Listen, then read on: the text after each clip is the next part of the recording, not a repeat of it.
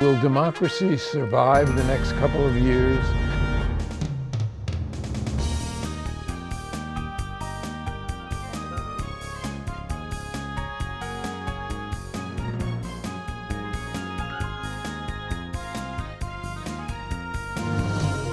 Access to Democracy is made possible by donations from the following organizations. Thomson Reuters, a global company with expertise and insight to unravel complex situations in the areas of law, tax, compliance, government, and media. Their worldwide network of journalists and editors keep customers up to speed on relevant global events.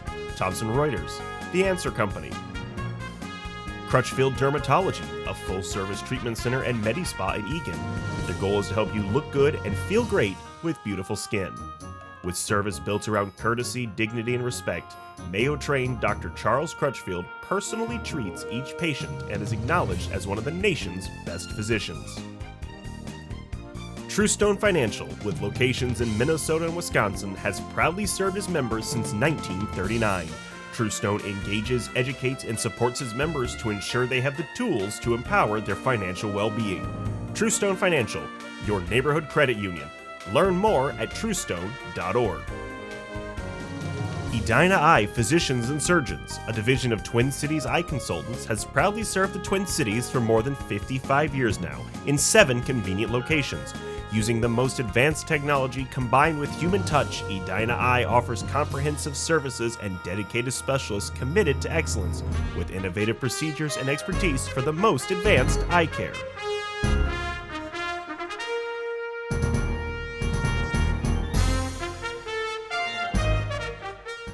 Welcome. Access to Democracy returns. And we have a return guest. He hasn't been with us for a couple of years. A young man who, when I first met him, had a full head of brown hair and no mustache.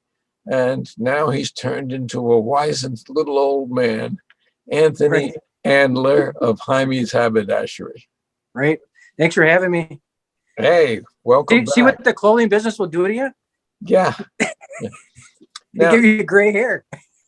Anthony is really an example of sartorial excellence. And we first met him probably 15 years ago. Is it when you had the leather goods store?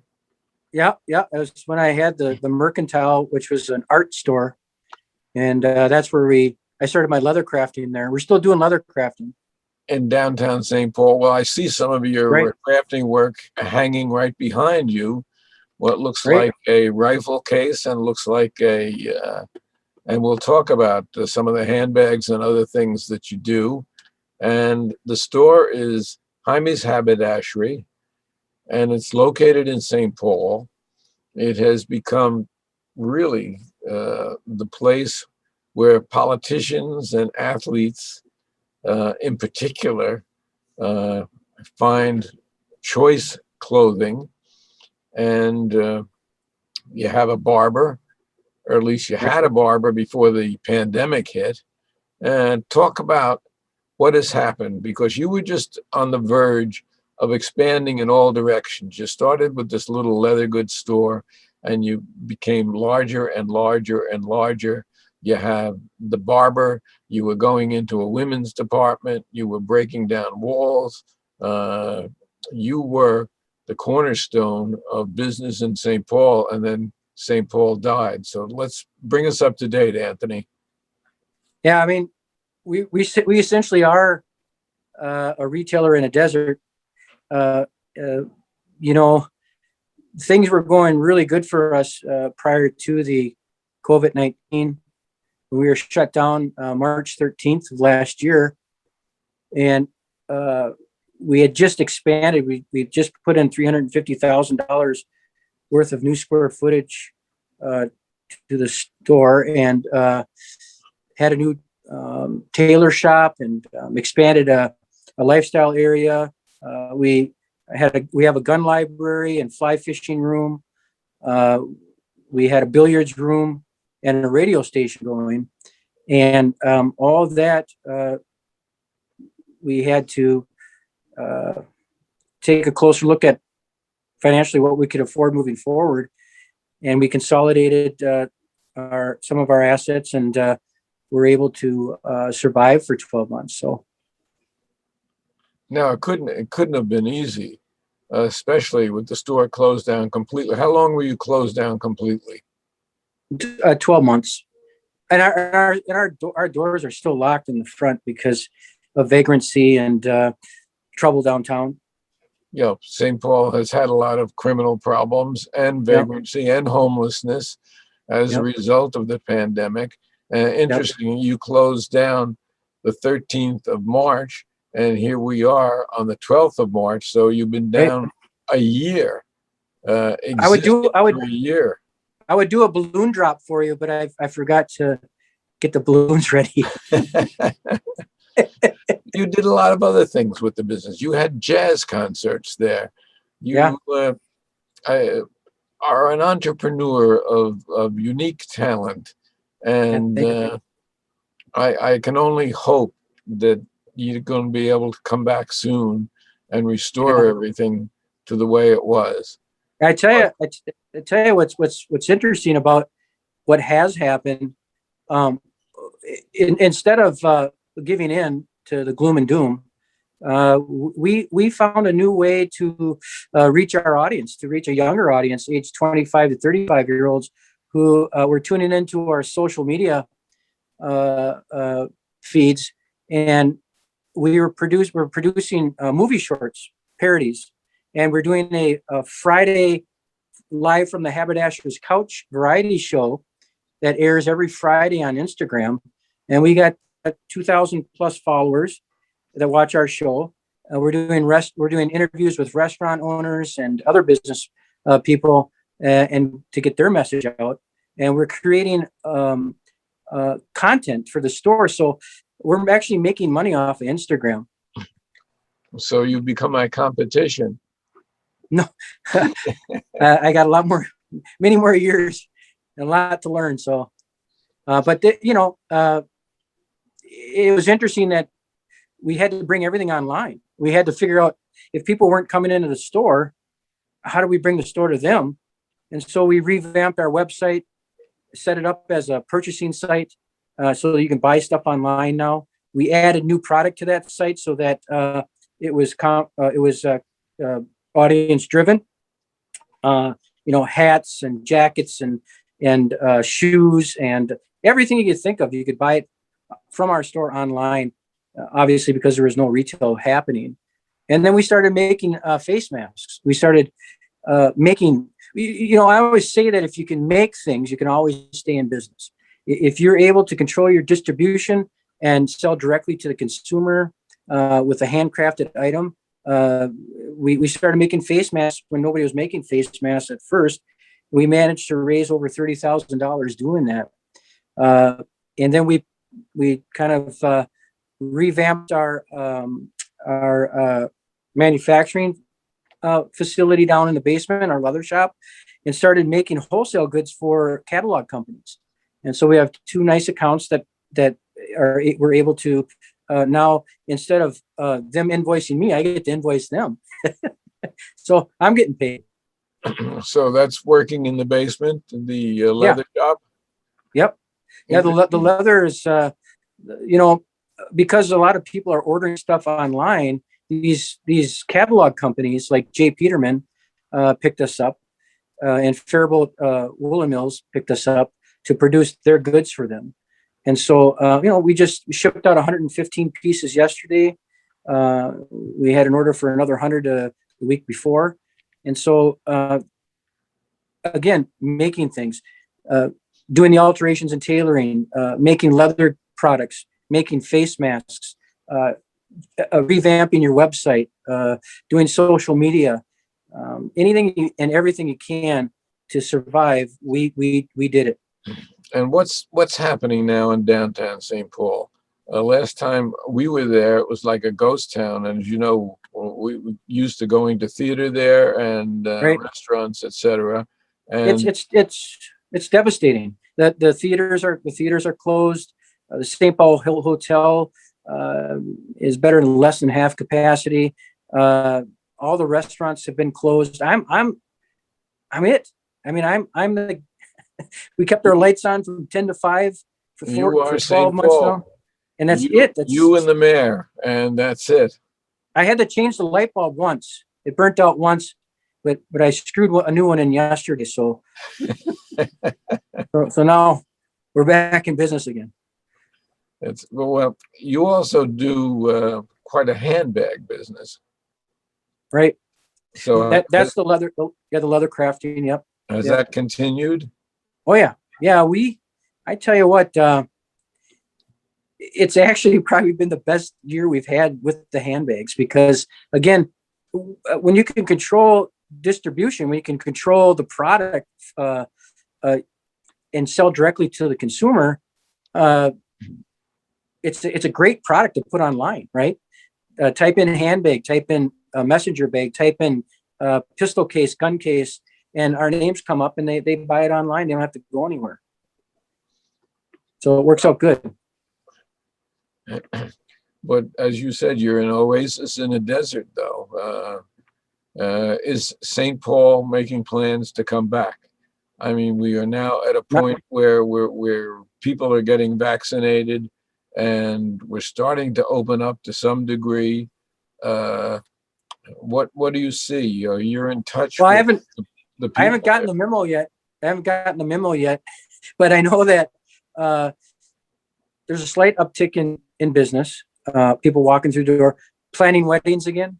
We are making custom suits, so that's helped us out a lot. But as far as the city is concerned, there's a lot of cleaning up that has to happen. The streets need to be cleaned. The people need to be helped. Vagrancy needs to go down. Panhandling needs to go down. Other businesses need to open up, which will help some of that. I still have a broken window that I have to have fixed, that got smashed last year. So I don't want to scare anybody away from downtown, because it's quite, I could go out in the middle of the street right now and sing a beautiful song, and nobody would care. And usually they do. So that's better than the ex-president who said he could be shot and nobody would be convicted of it. I don't want to go there. Who was that guy? What was his name? We don't use his name on this show. So, yeah, no, look, I think that I use the word courageous a lot, and to find the courage to persevere in today's world will probably get you through, and my staff has been absolutely phenomenal in their steadfastness. I was just going to say, you've by been the able business to keep your people working also, which has got to be a big thing. Yeah, my job was not to worry about anything other than trying to keep people employed, because if we can keep the ship moving forward, even if it's slow, and we don't have everybody abandon ship, we can right the ship a lot sooner, a lot quicker by taking care of people. And that's exactly what we did. Is we took care of people. We made sure they had jobs. We made sure they could pay their mortgages and pay for their cars and eat. And we really persevered. And how's your relationship with Mayor Melvin Carter? I never shook his hand.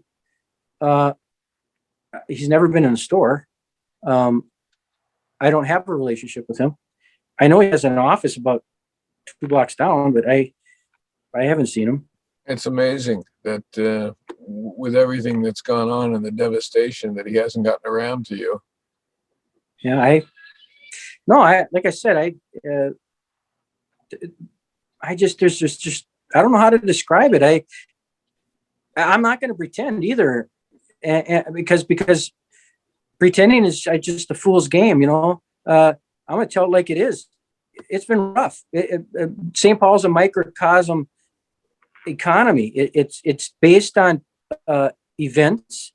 It's based on theater, restaurants. It's based on people going to these office towers. Travelers is still closed down. Ecolab is still closed down. All the office towers have absolutely nobody in them. The parking ramps have 10 cars in them. The legislature is basically working long distance from home also, so that for Yeah, the nobody most from part, Capitol Hill. they're not there either, all those thousands of employees. Nope. I feel like sometimes I'm inside of a country song. You know, when the dog gets lost and the wife leaves you and the truck breaks down. We're kind of like in a country song right now. Well, we can start, the Jaime woes. Was it? There's a tear in my beer. I don't know. So let's bring people up to date. You haven't been with us in a couple of years now. How did the name Jaime's come about, and how did we settle in St. Paul? Well, there was a little Russian Jew born in 1889, and his name Jaime, right? And so he came to America with his dad after tailoring for over 200 years. And they loaded up a sewing machine on the back of an ox cart and made it to America. It's the immigrant story. And they were what they call collective clothiers. So they were castaway clothiers. They would take castaway clothing, resew it, recondition it, resell it. And that's how they learned how to be merchants. So those Jewish immigrants brought a trade and craft with them. They were only really allowed to work certain occupations. And so what they decided to do was, if they were going to have any kind of social status, was to bring the art of tailoring to America and set up shop in downtown St. Paul, which had a fairly decent Jewish community here in Minnesota that really helped those immigrants come in and establish themselves. So Jaime was my great grandfather's first name. And he established the store. Yeah, they were at first, they were, like I said, they weren't heavy retailers like I am. They were tailors, and slowly after World War II, realized that there was some value to ready-made clothing, and so they started buying clothing, and then tailoring or altering the clothes. But yours is a really interesting story, because you were a leather artisan and you really fashioned leather products. That's Right. when we first met you 15 years ago. And you went from that to build really this booming business, which unfortunately is victimized by the pandemic, but hopefully will come back. But how did you go from leather crafting to where you are today?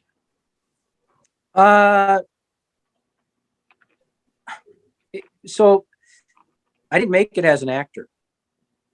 I got paid $50 to be an actor. And so I decided, what's the next best thing? Well, become a ragman, right? A haberdasher. And I set up my first retail store just down the hall from where we're at now, and sold and represented local artisans and sold their product, and they benefited, I benefited. And then I ended up saying, hey, I can make money doing this. And I already knew how to sew, and I grew up underneath my grandpa's tailoring bench. And I said, I'm gonna go back in the suit business so I can make some money. And that's what I did. And you went from that, though, into high-end clothing. Really, Right. You brought in stuff imported. Right. I have a Harris tweed jacket that's from Jaime's, and some really top-end stuff. Right. And you were really doing well and expanding and getting ready to open a women's department. Right. Small department store is what we were aiming at, is Jaime's department store. I mean, we really had it all. From cigars to shaves to women's custom clothing, to men's custom clothing, to leather bag manufacturing business, a radio station. I mean, I'm trying everything, Alan. I'm trying everything. That's really what differentiates you from so many others who just really folded, who didn't try, who just gave up. I could have done that. Boarded up their stores. and they're still boarded up today. And I could have done that. I could that's have done not it. in your personality. No, it's not. I thought about that. I thought about it, but there was a lot more writing on this than just giving up. I mean, it involved my family and my home, and then all the people that work for me, families and homes. That's the reason I'm here. I'm here for that. You know, I love the business, but it just so happens that business is interconnected to my health and well-being. Well, the St. Paul Fire Department is wearing uniforms that were tailored by Jaime's. Yeah, we did the honor guard uniforms 10 years ago now.